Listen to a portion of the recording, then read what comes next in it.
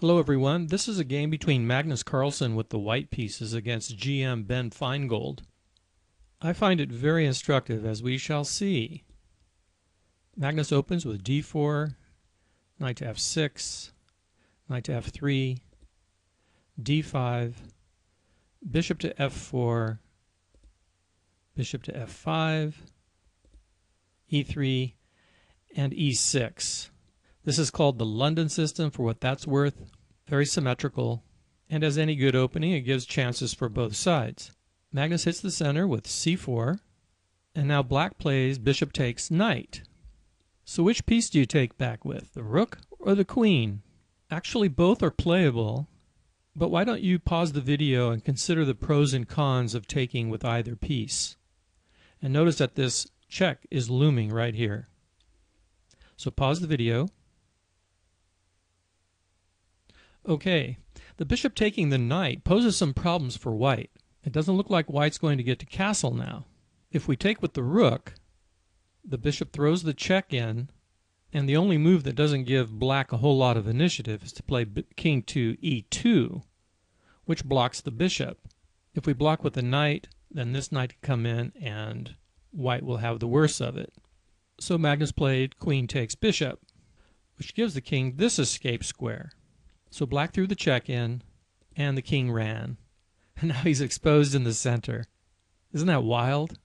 And now that this black bishop has done its job of preventing the white king from castling, he goes back to d6, challenging the bishop on f4. So now white has the decision. Should he take it? Should he waste a tempo moving it? This decision introduces a very interesting high-level idea in chess. If we use everything that we already know that we've learned in some of the other videos on this channel, or in other books, well-known things about chess, what can we use to guide our decision? Pause the video and think about this move for a while. Okay. One thing that I think is important when playing chess is to move from the general ideas and principles and then down to the particular move. When evaluating the board, to first look for tactical threats, power moves, and then to understand the position strategically and positionally. So you look at all engagements of pieces and what can capture what. The pawn can take, the bishop can take, the bishop can take this way, this pawn can take this way. So those are all the forcing moves. Now let's try to understand the position strategically, based on general ideas. You gain something and you lose something with each move. So what did white gain when the bishop prevented the king from castling? Well, black gave up the bishop pair. Notice that white still has both bishops, and that's a strategic advantage, all things being equal. Whether it's good enough to compensate for this uncastled centralized king is another matter entirely. So one consideration is to try to maintain your bishop pair. Now if we look at the direct consequences of capturing, let's say white captures the bishop here. Black could take with the queen and develop a piece. And as we know, to take is a mistake. Or he could take with the c-pawn, or he could take with the c-pawn, strengthen his center, and open the c-file. And then it'll be a race to see who can capture the c-file with their rooks. White could continue to develop, which would allow black to capture the bishop, compromise the pawn structure.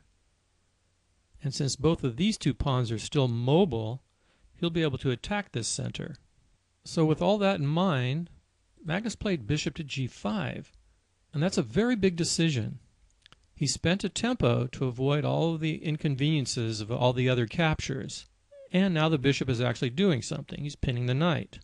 One of the most common ways that players lose is by going on a premature attack. And although it isn't easy to see here that the move black made is the premature attack, it ended up so. So black played c5.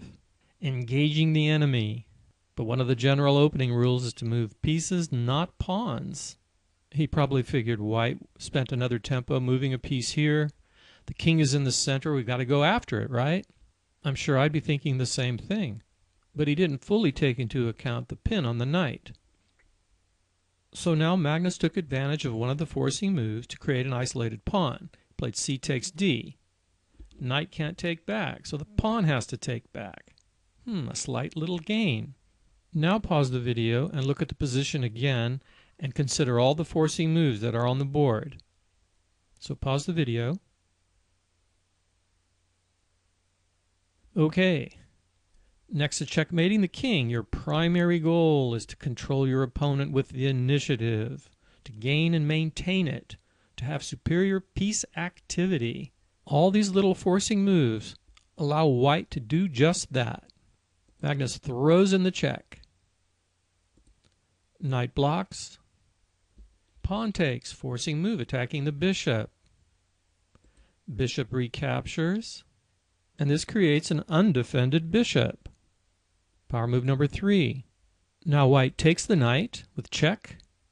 Pawn takes, creating a backward pawn, and now the queen attacks the undefended bishop, x-raying the pawn. The bishop runs, breaking the pin, and now the queen captures with check. Let's back up a second here. If the queen tried to defend the bishop, the rook would slide over and the bishop would still have to move, and he'd still get this pawn. So the bishop blocks, queen takes with check, and now black is faced with a decision. He can't block with the queen because he'd lose the rook, so his only other two options are to move the knight, block with the knight, or to move the king out of the way. If he blocks with the knight, this pawn is hanging. He could take the bishop, and the king would have to take, putting the king out in the center. So he moves the king. And now black doesn't get the castle, and this rook is out of play. Now I'd like you to pause the video again and come up with your next move. It's more strategic. So pause the video. Remember, one of your goals is to control files. And also the white queen is exposed here. The rook can attack it. So what do? You bring your other rook into play. Remember, develop.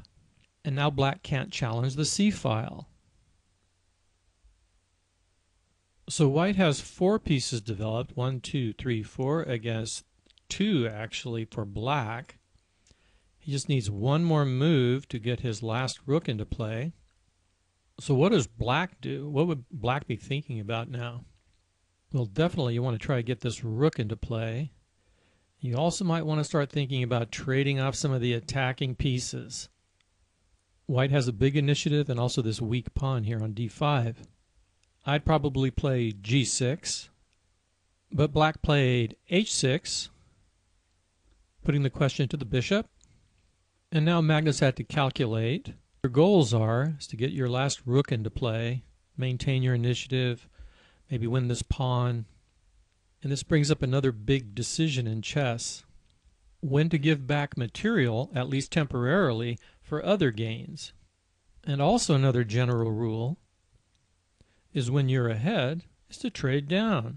So Magnus takes the knight, bishop takes, king slides up, allowing this rook to get into play, but he gave him this pawn for this activity, and that's master level thinking. So bishop takes the pawn, and the rook slides up with tempo against the bishop, and I'm sure Magnus calculated this. In fact, he probably calculated another 10 or so moves. But let's not concern ourselves with that here. We're trying to figure out how to make the decisions on the spot based on general principles and specific calculations, no more than 2 or 3 moves deep. So the bishop runs back, and the other rook gets into play. And now think about this. White actually has 4 pieces developed against this one developed bishop. Amazing. So now black is seriously thinking about getting rid of some of this attacking force. So he challenges the queen. White takes the pawn first. Black takes, and white takes. And now black plays king to e7, uniting the rooks. And now I've got an idea. I'm not going to show you the rest of this game. I suggest you put this into one of your chess programs and play this out and see how you would win as white here. It's not easy. First play it at a very high level and then at a lower level. And if you really want me to show you the rest of the game here, tell me in the comments below. And if 10 people request it, I'll show the rest of the game. But I think it's really good practice to play this out yourself. Thanks for watching, and talk to you later.